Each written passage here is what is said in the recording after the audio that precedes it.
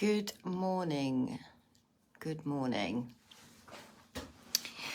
So, this is the question of the week. I apologize for being a few minutes late. I am having a few technical difficulties with Facebook and Zoom. Normally I would use Zoom to come into my Facebook group. Zoom is not letting me come into my Facebook group for some reason, either of my two main groups. And then I went in to try and get into Facebook, and Facebook locked me out. So I'm using my phone, and I'm going to have to look at my computer to see the question, because I've copied and pasted it from my phone into my notes so I can read the question. My name's Charli Wall, for those of you that don't know me. Welcome to my little place on the internet where I share all the things I deeply love and am passionate about, all the things that have helped me change my life. So I try and do one question of the week every week if I get the time to do that. Please feel free to send your questions in to me if you want me to answer one.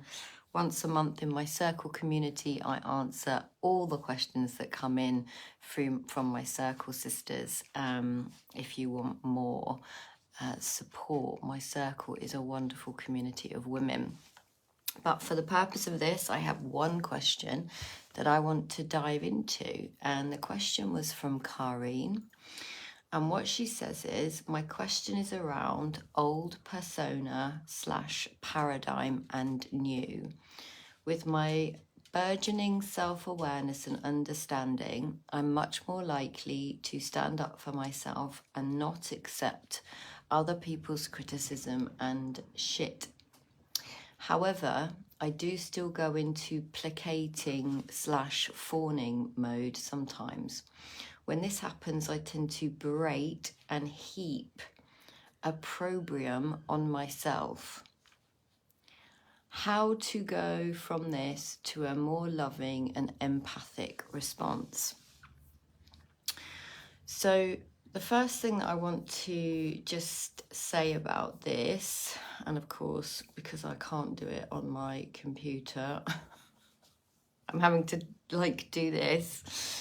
I just want to talk to you about what fawning is. Some of you may not know what fawning is. And I would have shown you a slide from a work book that I've made for an upcoming nervous system masterclass.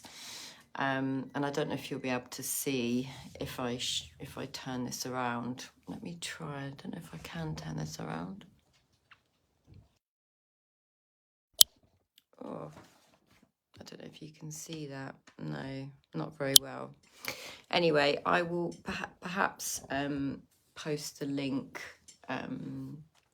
or post a picture of that sheet on the comments section. So fawning is actually the fourth F in response to trauma, and I'm doing inverted commas because trauma can take many forms. And that's a subject which I'm not going to go into on this particular transmission, but I can do, and I do go more deeply into trauma and its responses in my circle group. But you've probably heard of fight, flight, and freeze. And then there's two more, fawning and fainting. And these are just physiological human responses to stress.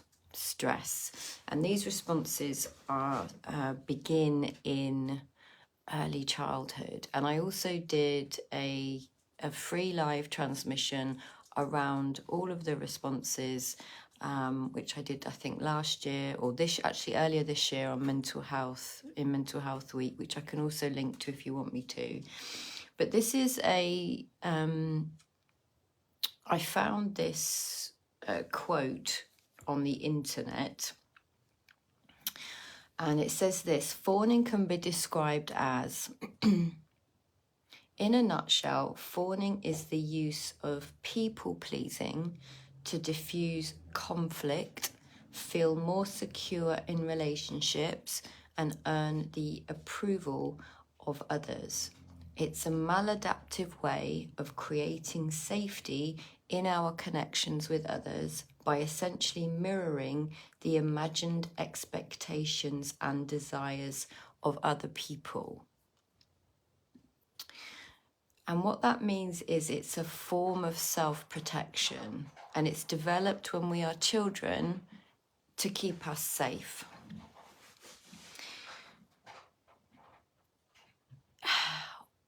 What's important to note about fawning, in particular for the female being, for the feminine body, is that we have more estrogen than men do. And estrogen is a bonding hormone that primes us to be perceptive and attuned to other people's experiences. Now, this awareness of and care for social bonds is crucial for our survival and the survival of our species, and it is an extraordinary gift. And it evolved, of course, so we could take care of our young. And the social nervous system, so they've got the social nervous system, which is fairly new, but it's 200 million years old, and it was discovered by Stephen Porges. So you may have heard of the polyvagal theory. So the top of the ladder is this social nervous system, the social engagement system. Then you have your sympathetic responses, which are fight and flight. And then you have at the bottom, you have your kind of dorsal vagal / freeze, shutdown, which are immobilization responses. And of course, the downside to having more estrogen, even though it's an amazing, superpower, is that we're more prone to being vulnerable or susceptible to needing to fit in, which is how fawning comes in. And we want to fit in and we want to fawn. So say when you were very, very small, if you learned very, very early on that your needs weren't being attuned to by your caregivers, you will have, in response and as a survival mechanism, start to tune in to their nervous system to enable you to feel safe. So remember what I said, it's rooted in strength, it's rooted in survival, and it's rooted in a place of needing to be loved and cared for. And if these things are not happening for whatever reason, there's no judgment, there's no blame here, there's just awareness and acceptance and compassion for what is and wherever you are on this journey. But because of this, we are more prone to trying to fit in or being anxious about saying no or getting our needs met, because as little people, we were having to attune brilliantly. This is just such a brilliant gift, but it just means that we have had to attune to our parents' needs in order to feel safe, in order to feel loved, in order to get our needs met. Which means that women, as a rule, and I know I'm generalizing here, and there are many layers to this and nuances, but as a rule, women are more prone to that social comparison, being unable to say no, concerned about how I appear, how my actions might be perceived, and we can get hung up in the detail and the content and the worry and the stress about relationships, about friendships, about work, situations.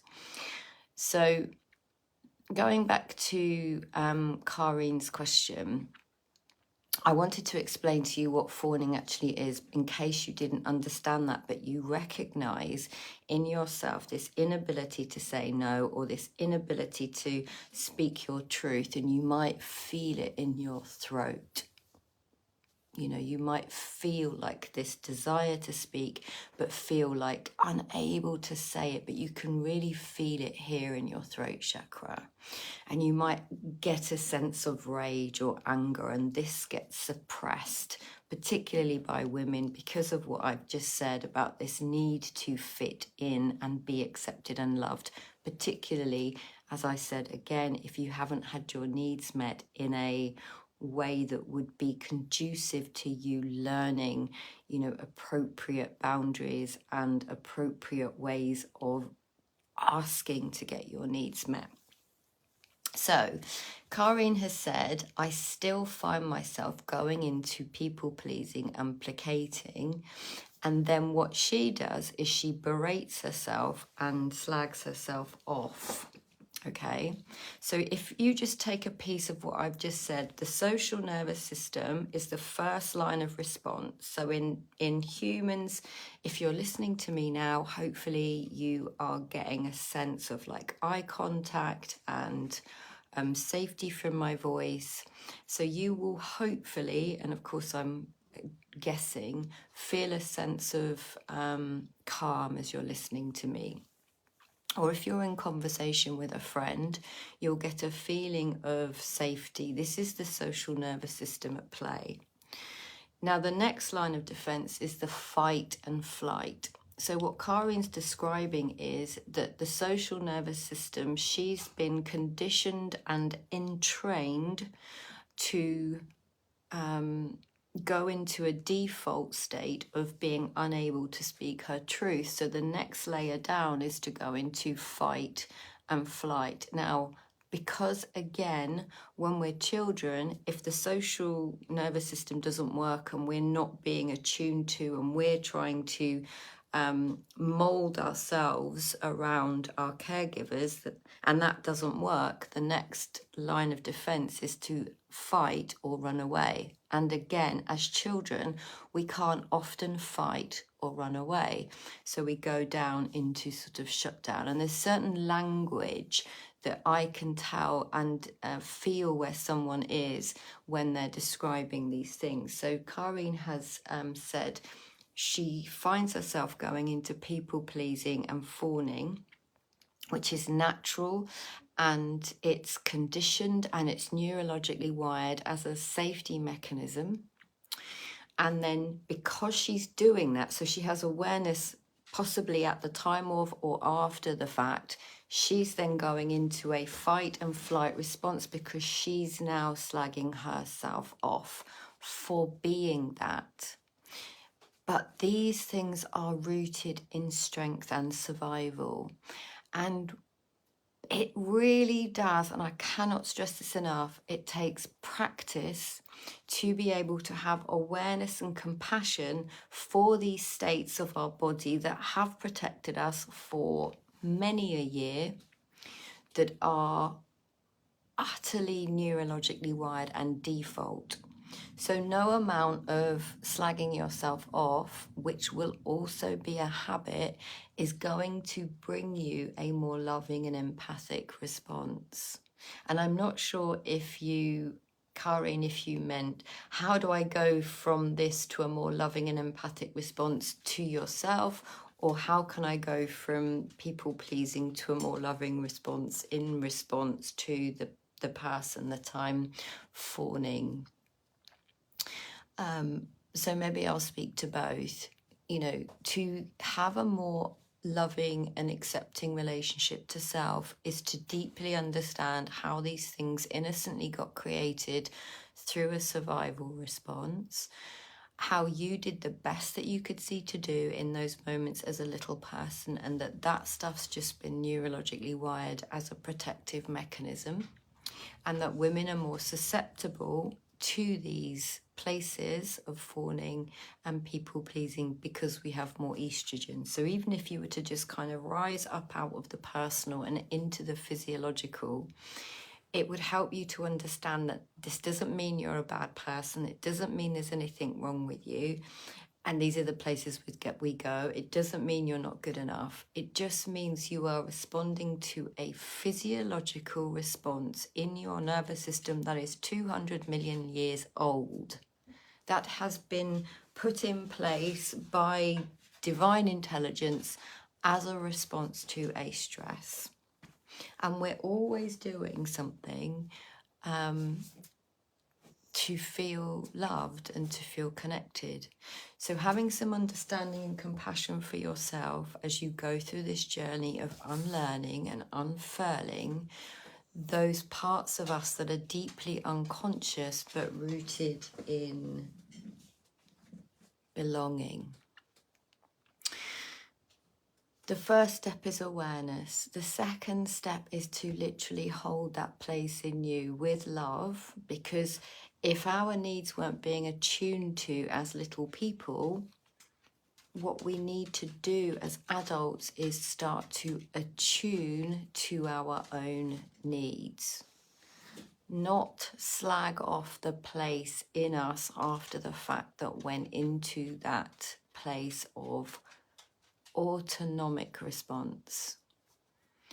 We have learned over many years, probably, and all of you will be able to relate to what I call the shitty committee. It comes in and it slags you off for things that are now in the past, and then we ruminate and ruminate about how we should have said this or how we could have said this. And I always used to find it really interesting in my own self that because I was a chronic people pleaser and fawner, and confrontation would absolutely scare me. And what I didn't understand was that I'd go into freeze, and someone might be, saying things or whatever in whatever situation I was in, and I would just freeze. And I'd tell myself afterwards, you just don't like confrontation. But what was actually in was a freeze response, which was autonomic.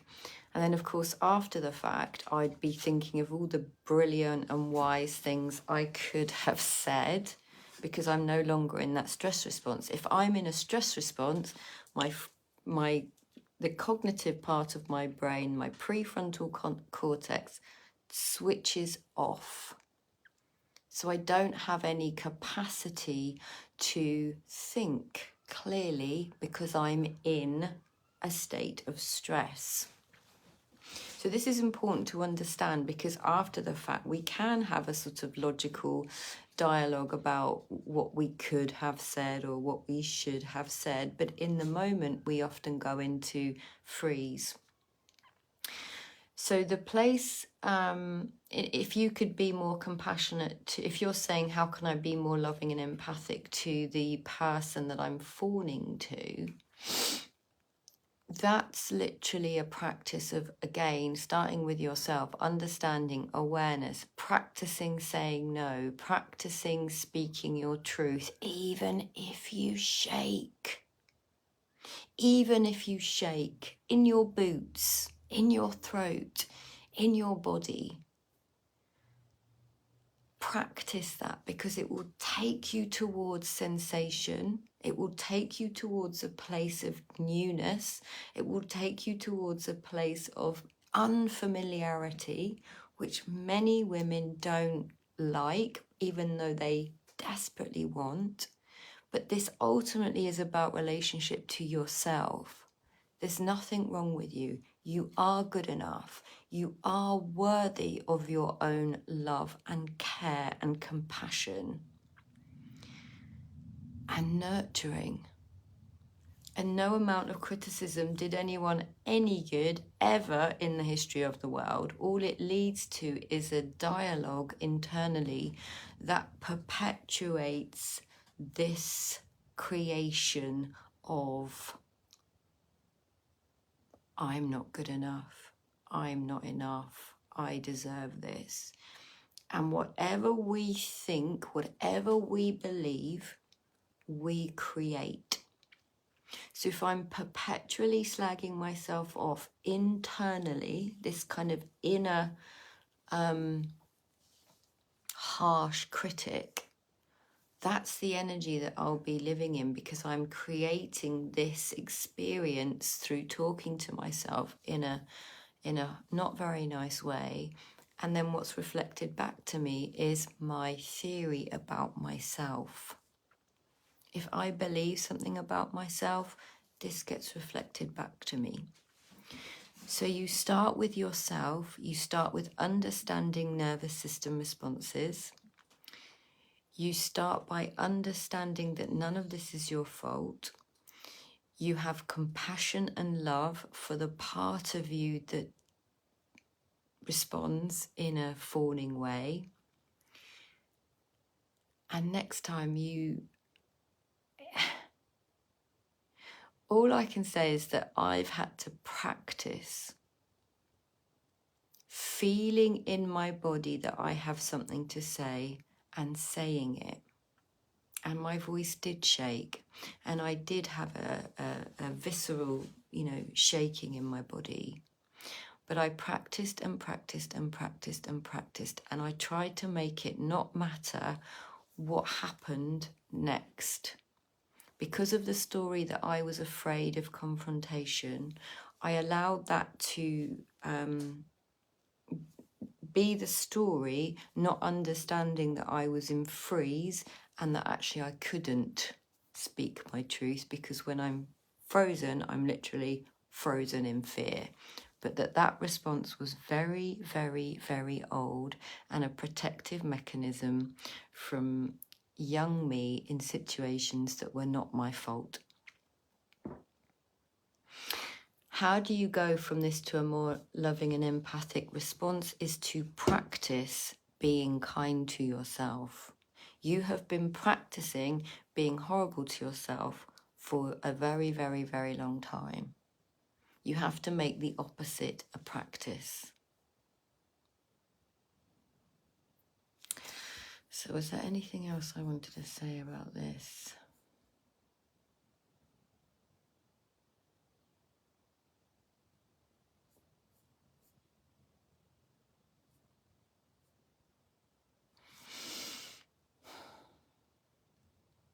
I will link to, I won't put the sheet up because I will link to the hour-long nervous system free talk that I did.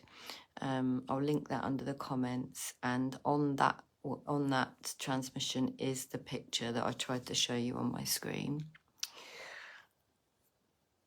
And I'm hoping to do a masterclass, an open masterclass around nervous system stuff to help kind of cement this idea that there's nothing wrong with you and that your body is incredibly wise, but that as women, we need to feel when something's true for us, because you will feel this in your body, and practice being kind, being gentle, understanding that the shitty committee is just an old story that is no longer true and is no longer serving you. But the fact that you have awareness, Karin, is amazing. This is brilliant. The next step, if you want to think about it in that sort of binary way, is I need to practice kindness and not beat myself up when I do go into this automatic response that has protected me for all of these years. I hope you found that helpful.